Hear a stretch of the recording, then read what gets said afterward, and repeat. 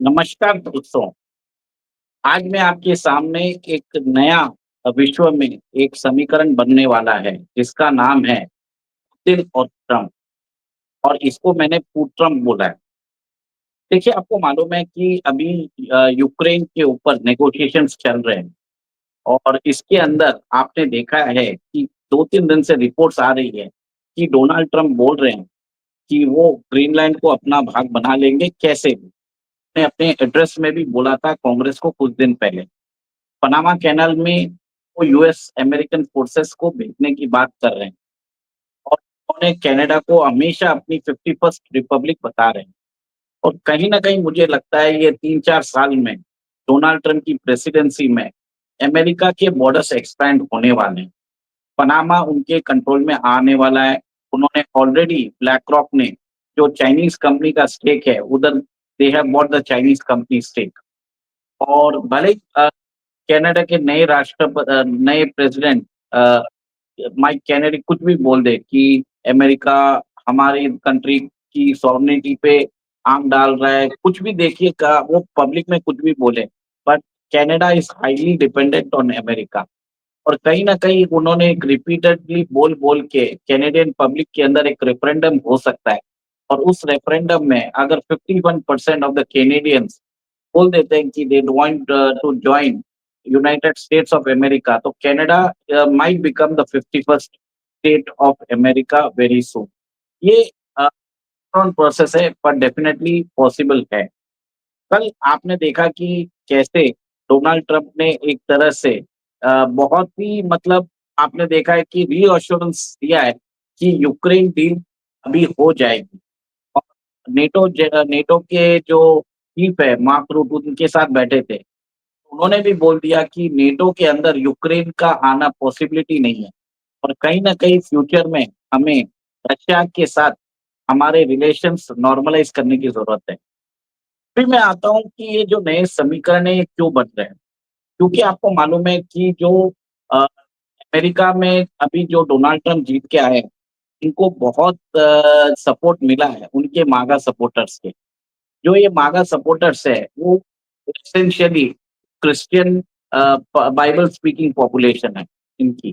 तो कहीं न कहीं आपने देखा कि जैसे ही डोनाल्ड ट्रम्प आए थे, उन्होंने फर्स्ट वो जेंडर का एलजीबीटीक्यू का जो शगुफा चल रहा था, उसको उन्होंने बैन कर दिया। उन्होंने जितने भी प्रोटेस्ट चल रहे थे, हमास के प्रोटेस्टर्स अगेंस्ट इसराइल, उसको बैन कर दिया है। आज ही सुनने में आया है कि एक इंडियन को भी डिपोर्ट करने वाले हैं और एक पैलेस्टीनियन को भी डिपोर्ट कर चुके हैं। और कहीं न कहीं कोलंबियन यूनिवर्सिटी को उन्होंने ग्रांट जो दे रहे थे $400 मिलियन की, वो बंद कर दिया। उसके बाद कोलंबियन यूनिवर्सिटी भी उनके कैंपस में जो गाज़ा के प्रोटेस्ट के ऊपर चल रहा था, उसके ऊपर क्लैम्पडाउन किया है। और आपने ये भी देखा है कि अमेरिका में एक तरह से एक्सपेंशनिज़्म का बात चालू हो गया है, प्रोटेक्शनिज़्म का बात चालू हो गया है, बॉर्डर्स बढ़ाने की बात चालू हो गई है। Trump is trying to ignite the American nationalism. और यहाँ तक बात आ रहा है कि वो लोगों को ये तक बताया जा रहा है कि आगे जाके कैपिटल कंट्रोल्स भी आ सकता है। ये मैं बाद में बात करूँगा। अब मैं रशिया की बात करता हूँ। रशिया को आपको मालूम है रशिया ने अपना जो टेरिटरी है, वो धीरे-धीरे एक्सपैंड कर ही लिया है। यूक्रेन में जो उनको जो चाहिए था, जो ईस्टर्न यूक्रेन जहाँ पे रशियन स्पीकिंग पॉपुलेशन है, जैसे लुहांस्क, डोनेत्स्क, खेर्सोन, ज़ैपोरिज़िया और क्रिमिया, वो अपने कंट्रोल में ले चुके हैं। और उन्होंने ऑलरेडी कर्स रीजन को भी अपने कंट्रोल में ले लिया है। तो अब मेरा मानना है कि रशिया के पास अपर हैंड है और क्योंकि कर्स में बहुत सारे यूक्रेनियन सोल्जर्स सरेंडर कर चुके हैं और अब मेरे हिसाब से यूक्रेनियन वॉर शायद एक तरह से थमने का एक तरह से आसार नज़र आ रहे हैं। मेरा मानना है।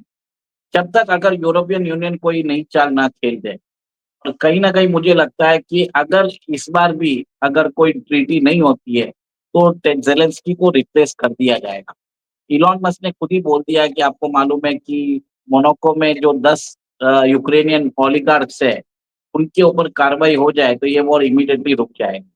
तो कहीं न कहीं कंसेंसस हो रहा है, नेटो के चीफ भी मान चुके हैं और आपने ये भी देखा है कि कैसे ट्रम्प और पुतिन की जो दोस्ती है they are drawing a new relationship in international trade, commerce और एक तरह से पूरा पैराडाइम शिफ्ट होने वाला है। जहाँ पे रशिया भी अपनी टेरिटोरियल बाउंड्रीज एक्सपैंड करेगा।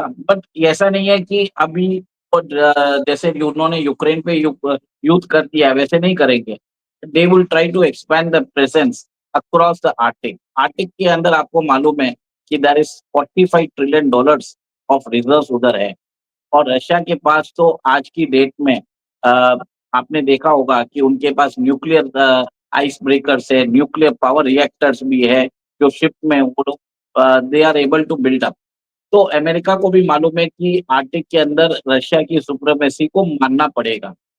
जो बाइडेन रेजिम ने किया था, बाइडेन रेजिम ने क्या किया था, चाइना के साथ मिलके उन्होंने ईयू के साथ मिलके रशिया के ऊपर अटैक किया था, यूक्रेन को बोल दिया था कि आप नेटो की मेंबरशिप ले सकते हैं।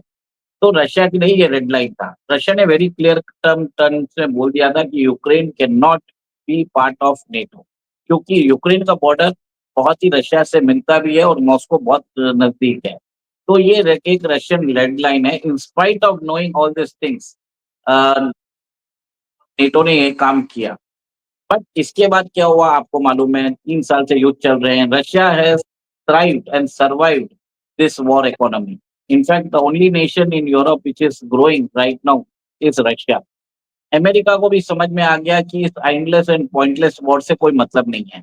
आज अमेरिका की जीडीपी है 29 ट्रिलियन, उनका डेब्ट है 36 ट्रिलियन, जबकि रशिया का डेब्ट टू जीडीपी 15% है। आप सोच लीजिए, 2 ट्रिलियन की इकोनॉमी है, उनके पास फूड, फ्यूल, फर्टिलाइज़र ऑल भी है। और जो उन्होंने अभी यूक्रेन का जो बेल्ट लिया है, जो रशिया ने अभी कैप्चर किया है, उसके अंदर सारे नेचुरल रिसोर्सेज़ है, वो इंडस्ट्रियल बेल्ट है यूक्रेन का।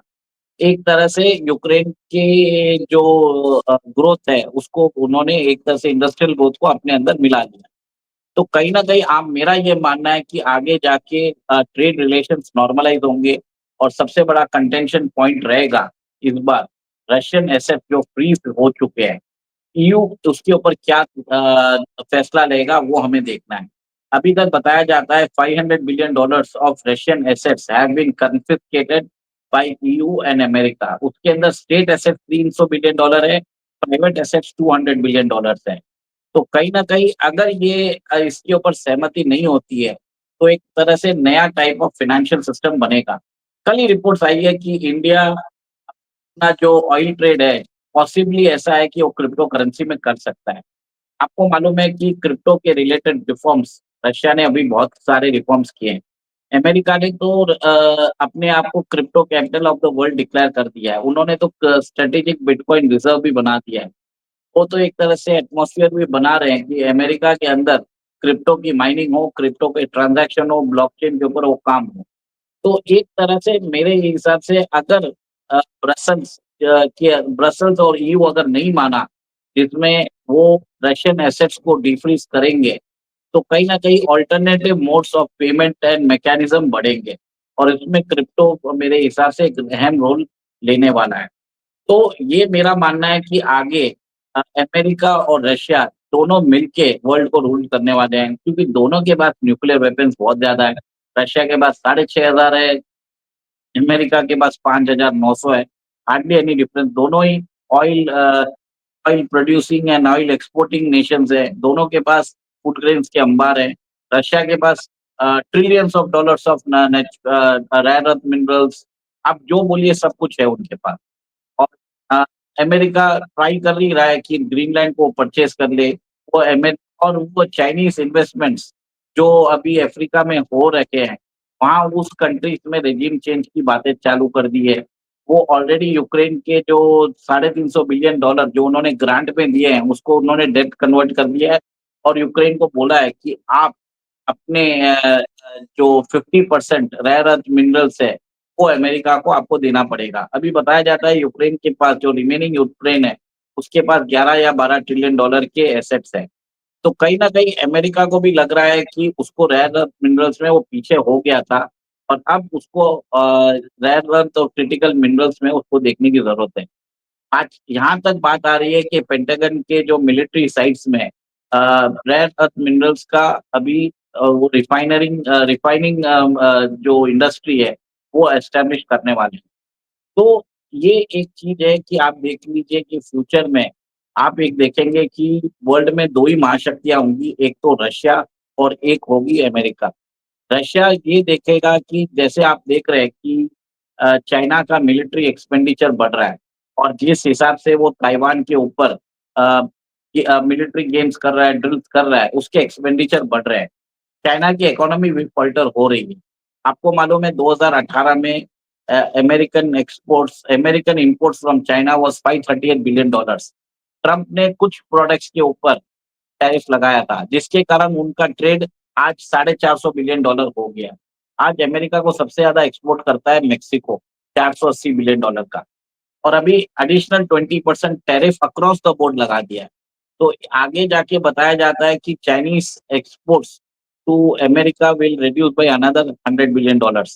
चाइना की रियल एस्टेट मार्केट सबके के बारे में सबको मालूम है। एवरग्रांड हो, वांके हो, कंट्री एशिया हो, कंट्री गार्डन हो, फैंटेशिया हो, सब लोगों के जो ओवरसीज़ इन्वेस्टर्स हैं, उधर उन्होंने अपने हाथ खींच लिए हैं।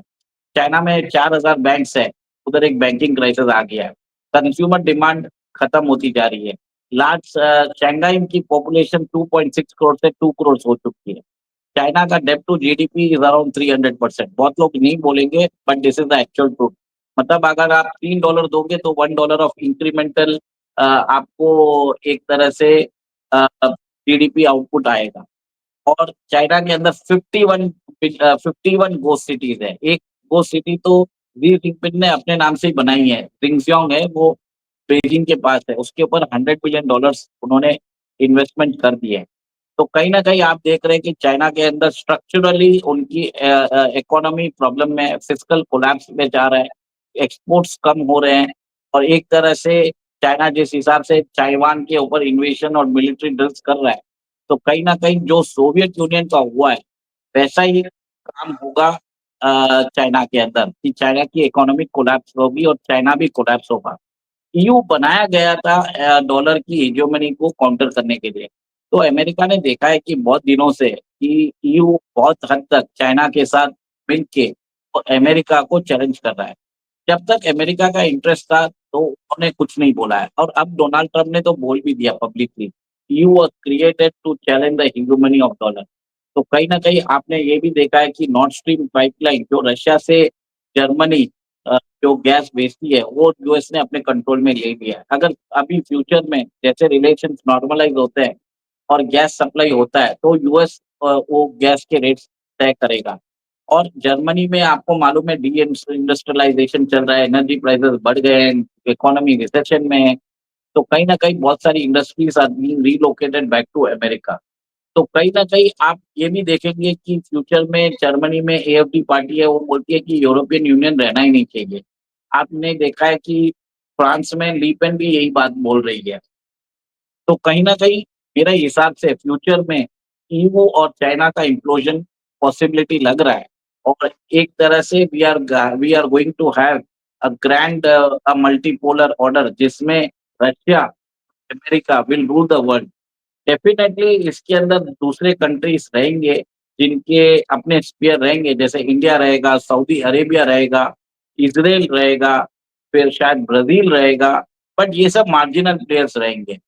जो असली लड़ाई होगी, वो होगी अफ्रीकन कॉन्टिनेंट के रिसोर्सेज़ पे। और आपको मालूम है उधर बहुत बड़े प्लेयर्स चाइना ऑलरेडी है और उसके बाद अमेरिका भी अब इंटरेस्ट लेता जा रहा है, रशिया भी ऑलरेडी इंटरेस्ट ले रहे हैं और कहीं न कहीं आपने देखा कि कैसे फ्रेंच इन्फ्लुएंस कम होता जा रहा है, इंडिया भी अपना एंगेजमेंट बढ़ा रहा है, सऊदी अरेबिया भी बढ़ा रहा है। तो सब तरीके से वर्ल्ड में एक तरह से नेचुरल रिसोर्सेज़ को कंट्रोल करने के लिए और उसकी ट्रेडिंग एंड सप्लाई रूट्स को भी कंट्रोल करने की कोशिश की जा रही है। और जिस हिसाब से मिलिट्री इंफ्रास्ट्रक्चर पावर और 800 ओवरसीज़ मिलिट्री बेसेस है अमेरिका के, America will continue ruling the world. Definitely it will be followed by Russia. India भी रहेगा but it is going to be divided between Russia and America और ये Putin की और Trump की जो पार्टनरशिप है, इसको मैं पुट ट्रम्प पार्टनरशिप या पुट ट्रम्प डिप्लोमेसी बोलूँगा। This is going to rule the world. देखते हैं इसमें अपडेट्स होते जा रहे हैं और this is a developing story. We will definitely keep you posted. जय सिया राम।